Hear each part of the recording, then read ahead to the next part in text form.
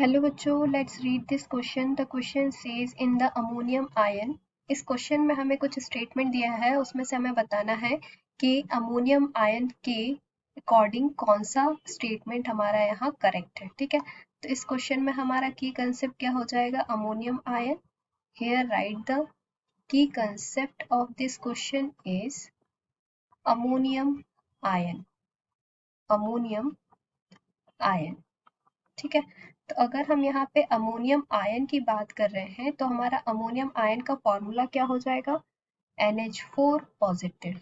Here right NH4 positive. ठीक है, तो अगर हम इसका स्ट्रक्चर देखें तो यहाँ नाइट्रोजन क्या है? सेंट्रल एटम है और एक हाइड्रोजन के साथ क्या बना रहा है? कोवैलेंट बॉन्ड बना रहा है और 3 हाइड्रोजन के साथ कोऑर्डिनेट कोवैलेंट बॉन्ड फॉर्म कर रहा है। This one coordinate covalent bond form with the hydrogen. तो यहाँ पे हम स्टेटमेंट क्या लिख देंगे?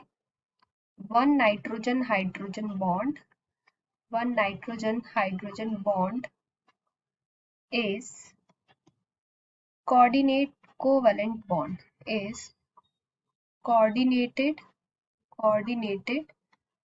covalent bond and 3 nitrogen hydrogen bond is covalent bond। ठीक है, 3 नाइट्रोजन हाइड्रोजन बॉन्ड जो है वो क्या है? कोवैलेंट बॉन्ड बना रहे हैं। So the hydrogen atom are situated at the corner of tetrahedron as nitrogen atom। तो जो हाइड्रोजन एटम है, hydrogen atom are situated at the situated at the corner of tetrahedron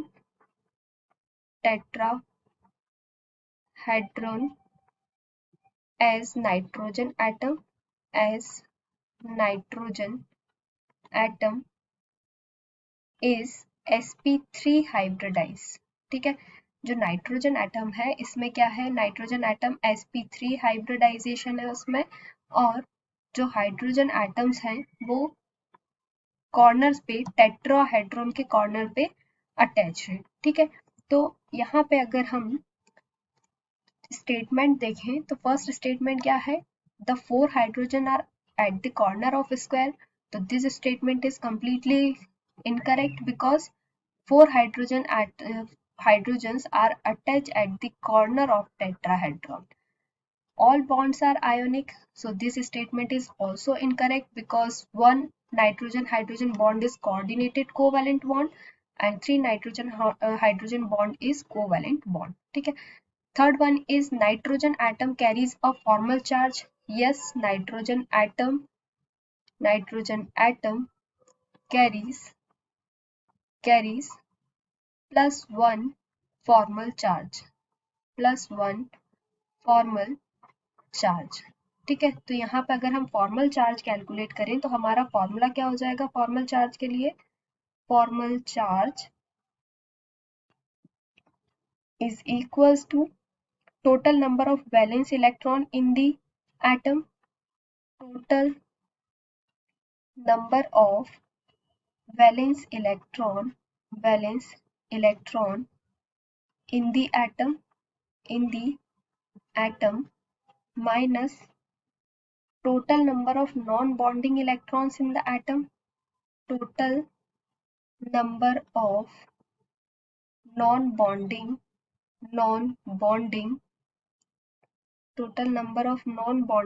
electron in the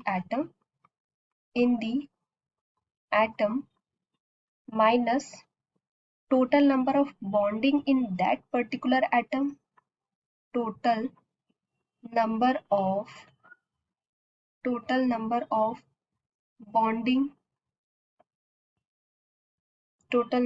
bonding electron in that particular atom, upon 2, यहाँ पे हम upon में क्या लिख देंगे, डिवाइडेड बाय 2। ठीक है, तो ये जो हमारा फॉर्मल चार्ज का फॉर्मूला है, इसको अगर हम इस तरीके से लिख दे, Fc equals to total number of valence electron in the central atom represented by V, total number of non-bonding electrons in the atom represented by L, minus total number of bonding electron in that particular atom is divided by 2। तो उसको हमने V by 2 लिख दिया। तो ये हमारा formal charge का formula हो गया। तो अब V की जो वैल्यू है वो क्या है, valence electron in the atom. तो वैलेंस इलेक्ट्रॉन जो हमारा मॉलिक्यूल है क्या है, NH4 पॉजिटिव अमोनियम आयन। ठीक है, तो यहाँ पे वैलेंसी कितनी है नाइट्रोजन की, 5 वैलेंसी है। Number of non bonding electrons, non bonding electron इसमें एक भी नहीं है। बॉन्डिंग इलेक्ट्रॉन्स कितने हैं इसमें, 8 हैं, क्योंकि हमने जो इसका अमोनिया का स्ट्रक्चर देखा था वो किस तरीके से था, ये इस तरीके से था। ठीक है, तो अगर हम इसमें बॉन्डिंग इलेक्ट्रॉन्स देखें तो कितने होंगे, 1 2 3 4 5 6 7 8। ठीक है, तो यहाँ पे आ जाएगा हमारा 8/2। तो ये होगा हमारी, इसकी वैल्यू क्या आ जाएगी फॉर्मल चार्ज की, +1। ठीक है, तो ये हमारा क्या आ गया, फॉर्मल चार्ज। ठीक है, तो ये हमारा जो स्टेटमेंट है इसमें nitrogen atom carry a positive formal charge, तो ये हमारा स्टेटमेंट कंप्लीटली करेक्ट है। All the bonds are coordinated one, तो ये स्टेटमेंट भी इनकरेक्ट है, because 3 nitrogen hydrogen bond is covalent and 1 nitrogen hydrogen bond is coordinated covalent bond। ठीक है, तो यहाँ पे हमारा करेक्ट आंसर क्या हो जाएगा, option number C is correct. Hope you understood it well, best of luck.